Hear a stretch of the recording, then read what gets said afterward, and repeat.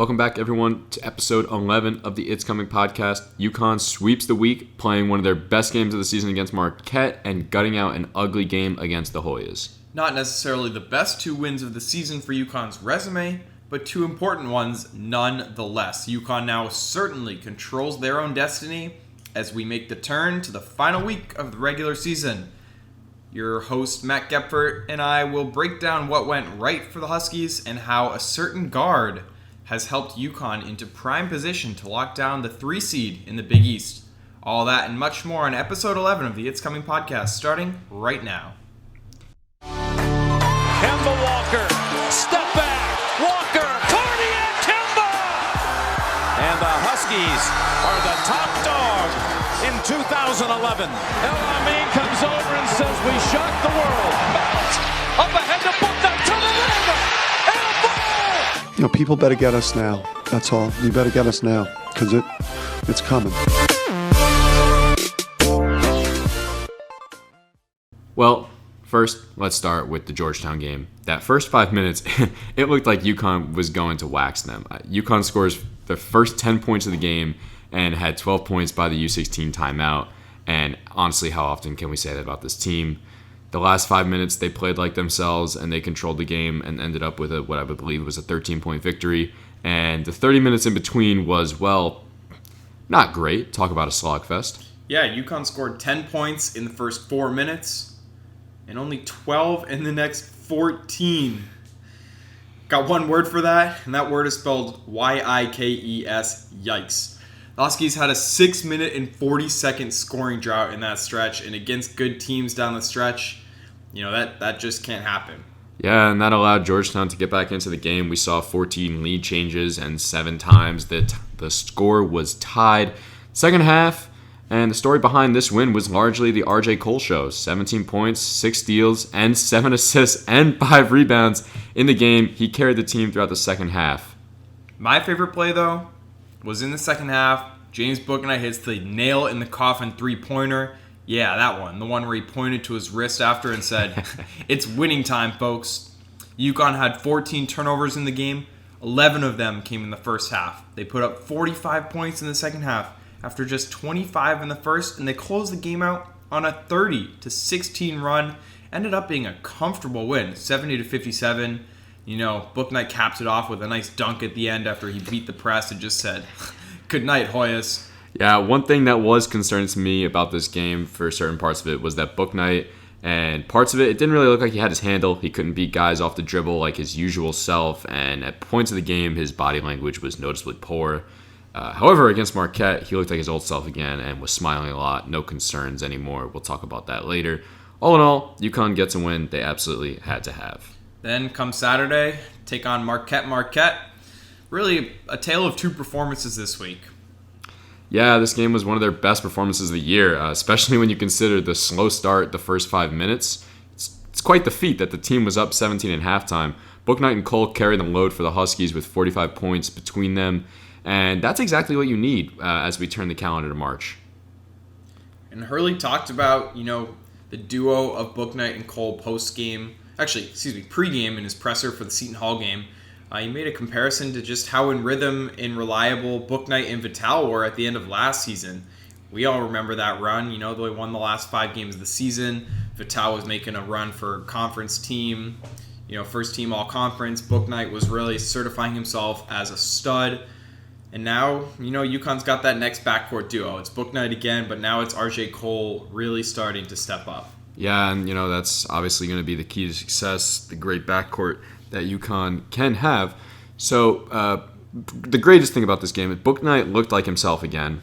And, he was cracking smiles all over the place. That was nice to see that, he picked up, his body language.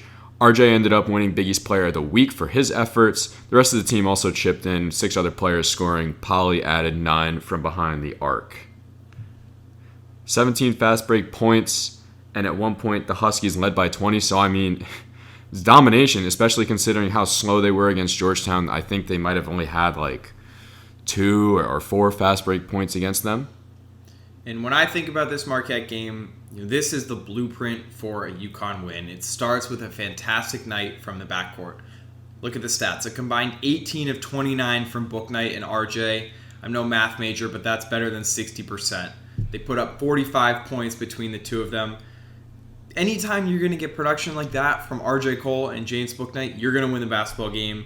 And at UConn, we all know it's guard university. These two guys really starting to step it up. I'm amped. Finally, this is what we expected to see. I really also think that Hurley's starting to get his lineups down to more of a science. It's something that we expected to talk a lot about going into the season. And fortunately, we haven't had to because it's been solid most of the year. We talked about it a couple weeks ago when he cut the lineup down, stopped playing Brandon Adams and Josh Carlton for a few games. But he's just going to the right guys at the right time, coaching with his heart a little bit more, doing his best to keep players out of foul trouble. And even now, the last week, he went to a guy like Josh Carlton for really effective minutes at certain points during the game, and he's utilizing his depth well. It doesn't hurt at all that the team is healthy. And you've even got a guy in the wings like a Cook who really changed the energy in that Xavier game, who's still, capable of coming in and putting up 6 points and blocking 2 shots in there. One other thing from this game, it's just I love the way that UConn closed this one out. They didn't pack it in and win by 8 or 9. Instead, they finished the game with 3 nice possessions. An alley-oop from Jalen Gaffney to Andre Jackson. Then Bouknight had a little double clutch sort of half dunk. And then there was a signature baseline two-hander from Isaiah Whaley to cap it off. That's how you close out a game. That's how you show we're ready for March. An 80-62 win over a team in Marquette that just went down to North Carolina and beat the crap out of the Tar Heels, who are firmly on the bubble. So you know what? It's not a bad win. And the same thing with Georgetown. Tonight, what do? They beat Xavier, who's firmly on the bubble. Any win in the Big East is a good win. These 2 wins aren't the best, but they are solid. Yeah, there's really not much to complain about against Marquette besides maybe those first 5 minutes. But like we said, they still ended up crushing Marquette in that first half. So now we're going to move in to the MVP of the week.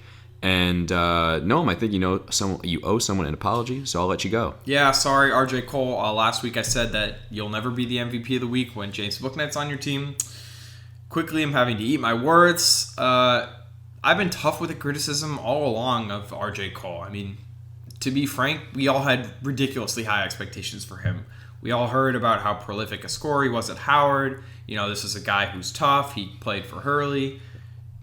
Hurley's dad, obviously. But right now, he is putting the team on his back, and he's really lifting up James Bouknight while he's doing that. Not only did he win the Big East Player of the Week, like you said, Matt, but he won the even more prestigious Noam Watt awarded MVP of the Week. And which is big coming from you. Very big. I'm frugal with it. It's been like James Bouknight 8 out of 9 weeks, and he didn't even play for like 4 weeks in the season. So that says a lot. 19 points, 5 assists, and 3 steals were the averages for RJ this week. Bravo. He's killing it. We love it. He's really shooting well from deep, facilitating the offense. There's a lot of good things you can say about RJ Cole right now. Luckily, his mom, Javisa, says them all for us on Twitter. Every time he sees Georgetown, he just beats them up. Doesn't matter what team he is playing for. Moving on to the play of the week. For me, it's pretty simple. I think for you, it's also probably pretty simple. I don't know. But that's Andre Jackson with his end-to-end two-handed slam. I absolutely love it. The kid pushes the pace. He sees his opportunity. He attacks. Theo John was all turned around in the paint, and by the time he realized what was happening, all he could do was watch this marvelous dunk. I saw someone on Twitter saying, man, it's time they move the rims back up to 10 feet at Gamble because Andre just took off. That was sweet. Too. I mean, I was talking to my dad post-game. He was telling me, he only caught a few minutes, but there was that one play where this guy, the freshman, took it coast to coast. So I was like, yeah, Dad, that freshman, he's a top 50 recruit. He's going to be a stud. Watch out for him next year. It was a great play. Yeah, and moving on to under the radar. And for me, that is that this team has been getting back to better defensive shape lately. The past 2 games, they let up 57 and 62 points, further cementing their spot as first in the Big East for best points allowed per game defense. Coach Hurley said Andre Jackson has been a big part of that recently. Andre's helped a lot there.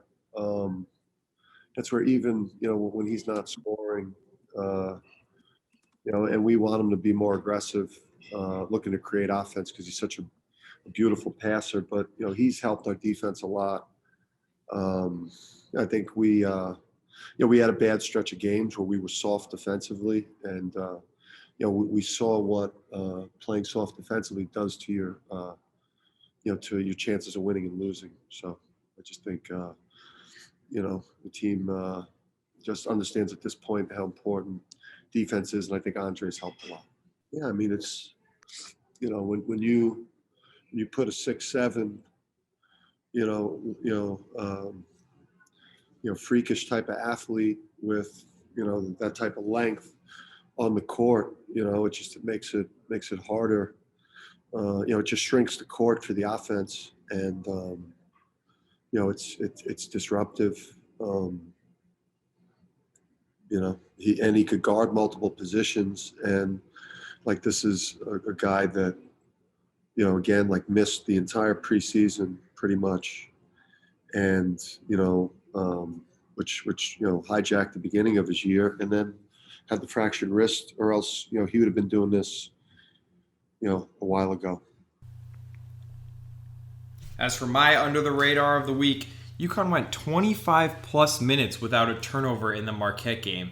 That is utterly dominant. 25 minutes. Again, not much of a math guy, but that's almost 63% of a basketball game without a turnover. Consecutive minutes.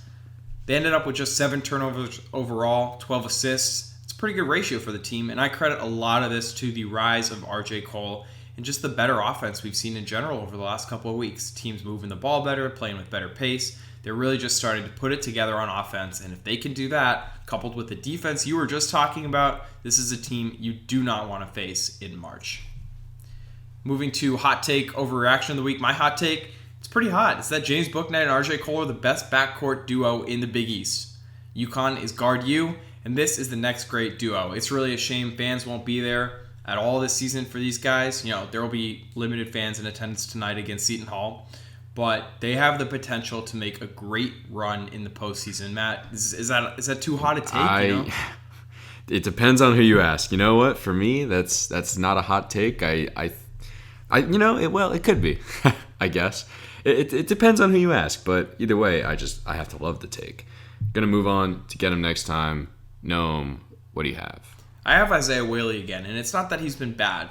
He's been an absolute rock on defense, but he hasn't scored more than 10 points or had more than 10 rebounds in any of the last 4 games. I'm really looking for himself to assert himself a little bit more in the pick and roll tonight against Seton Hall. I want to see them make Sandro Mamukelashvili play defense. The best way to limit a guy on offense is to make him play defense. If you get the pick and roll going with Isaiah Whaley, maybe get a lob in there, maybe get some nice passes. RJ's been whipping the ball around on passes lately. Maybe get Mamu to pick up 2 fouls in the first half. You can really neutralize him. Then on Saturday against Georgetown, have him facing a guy in Quadis Wahab who has been really turning it up lately. But I think we're going to see a signature performance from Isaiah Whaley. Reminiscing back to that Memphis game last year where he just blocked Precious Achiuwa time and time again. I think we're going to see a game like that. And if UConn can get Whaley going on offense, combined with Adama Sanogo, combined with the backcourt and Bouknight and RJ Cole, man, that's going to make UConn that much more dangerous. Yeah, I'd have to agree. Like we said, it's not that he's not doing things. It's your senior season, and we just need just a little more. For me, get him next time would be a cook. Look, it's not, obviously it's been kind of a weird season for him with the inconsistencies about his abilities to play and how much he can play. But I'd really like to see him get out there. And, he could also possibly be a guy that could do some work on Mamu down low. And him and Whaley could, share fouls against Mamu if need be. I know Dan Hurley talked about how important it'll be to stay disciplined, but it's a guy I'd be excited to see back in the lineup. Moving on to the games ahead, tonight UConn faces Seton Hall. And Seton Hall, this is a team that is absolutely desperate for a win right now. They are gasping for air. They're gasping for their March Madness lives. They've lost their last 2 games to Butler and Georgetown. Now it's their senior night. They're going to have fans in the building. Last time UConn played Seton Hall, Mamu and Miles Cale, they just had their way, scoring as they pleased. And Seton Hall shot 9 for 18 from 3, which was their second best 3-point shooting performance of the season. Now, let's remember that the last time these two teams played, James Bouknight was not there. And let's remember that UConn has a very solid defense, so you can't expect to see Seton Hall shoot that well from three again. And on top of that, you're going to have Bryce Aiken, who they're not really sure if he's going to play. They're not sure how much he'll be able to play. And, that's going to be a big factor on the game because if not, Shavar Reynolds is going to have to play a lot of minutes for the Pirates, and they can wear him down. But obviously the biggest X factor of this game is going to be the fact that James Bouknight is in this time. I think Seton Hall, right, they're desperate for a win, but UConn is looking to solidify their spot in the tournament and go for a third straight win, and I see James Bouknight smelling blood in the water. Yeah, I'm excited. This is a humongous game. Dan Hurley's first time back at Seton Hall since his playing days there. It's a Big East game. It's, whoever wins this game will pretty much be locked into the 3 spot. And that's big. You want to be top 3 in the Big East because it gives you the confidence boost. It says, we're a good team, we're ready to win.